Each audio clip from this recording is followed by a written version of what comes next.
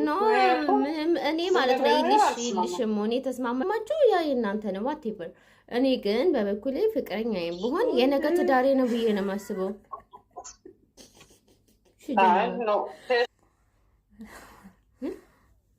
አግዢኝ አንቺ አሁን እንደምትይ ታውቂያለሽ። ለእሙ ማለት ምን ችግር አለው ብለሽ ታስቢያለሽ አንቺ? ማለት በፍቅረኛነት ሳ ቢረዳ ሳ ምን ችግር አለው?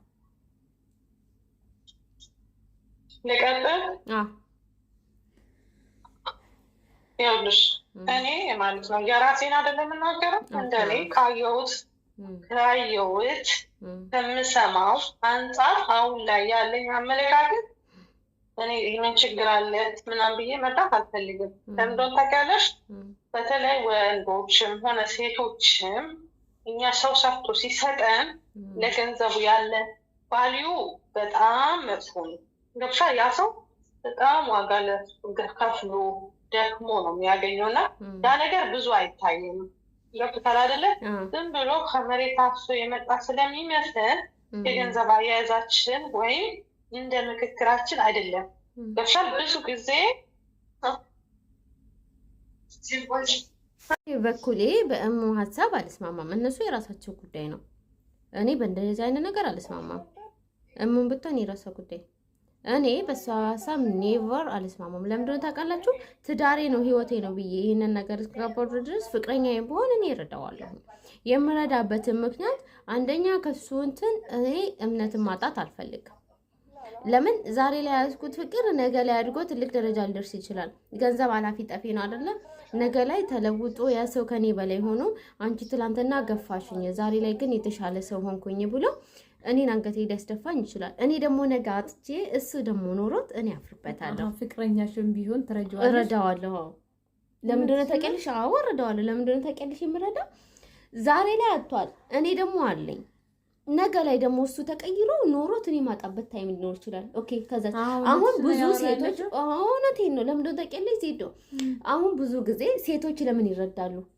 ግዴታ ስላለበት ምን ችግር አለው? እሱስ ከሌለው ድረስ እኔ ካሌለ እሱ ብረዳ ዋትስ ሮንግ? ፍቅረኛም ቢሆን ችግር የለውም። ፍቅረኛዬ ማለት የነገ ትዳሬ ነው። ምን ያህል እርግጠኛ ነሽ? እሱ መድኃኒዓለም ነው የሚከፍለኝ። ምን ትያለሽ? ፍቅረኛዬም ሰፋጣስ ታልሰፍት ምንም ሳፋጣ ምናምን የሚባል ነገር ምንም እኔ ማለት ነው ይልሽም ሆኔ ተስማማሽ አልተሰማማሽ ያ የአንቺ ጉዳይ ነው አይደለ? እኔ በበኩሌ እናንተ ተስማማችሁ ያ የእናንተ ነው ዋቴቨር። እኔ ግን በበኩሌ ፍቅረኛዬም ብሆን የነገ ትዳሬ ነው ብዬ ነው የማስበው። እሱ እኮ ትዳርሽ እኮ አይደለም። ነገ ትዳሬ ይሆናላ፣ ነገ ትዳሬ ይሆናላ ማለት ነው። ይሄ ማስነት ይባላል። ገባሽ? ሰውየውን እየጠቀምኩ ሳይሆን እየደገፍኩ ነው ያለሽ።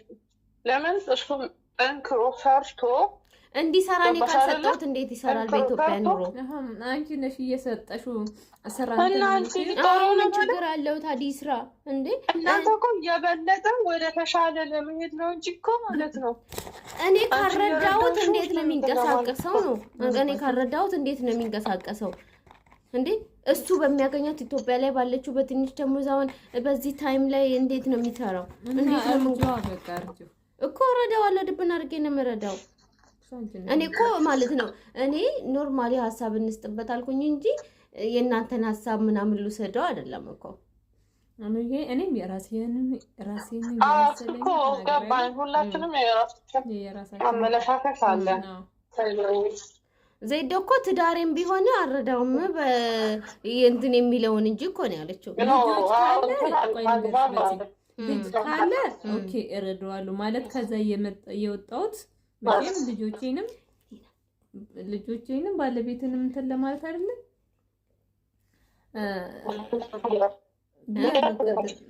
እኮ ፍቅረኛሽ ነው ማገዝ አለብሽ የለብሽም? ግን ባለቤቴ ማለት ትዳር ብቻ በመካከል ትዳር ብቻ ልጅ ምናምን ካሌለ አረዳም።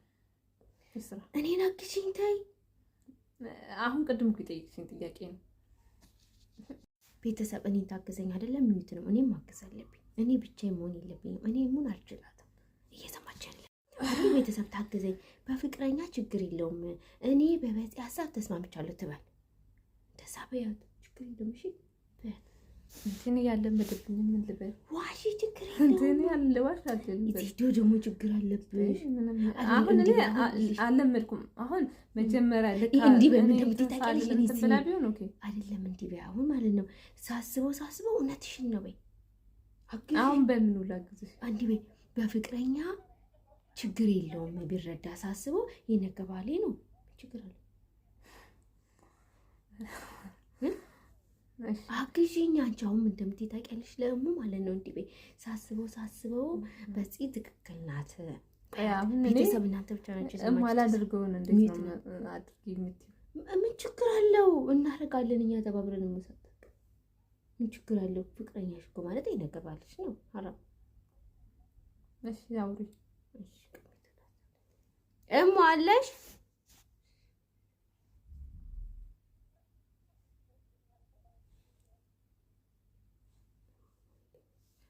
እና ማለት ነው ዜዶ ምን ትያለሽ? አሁን ለፍቅረኛ ብትረጂ ምን ችግር አለው?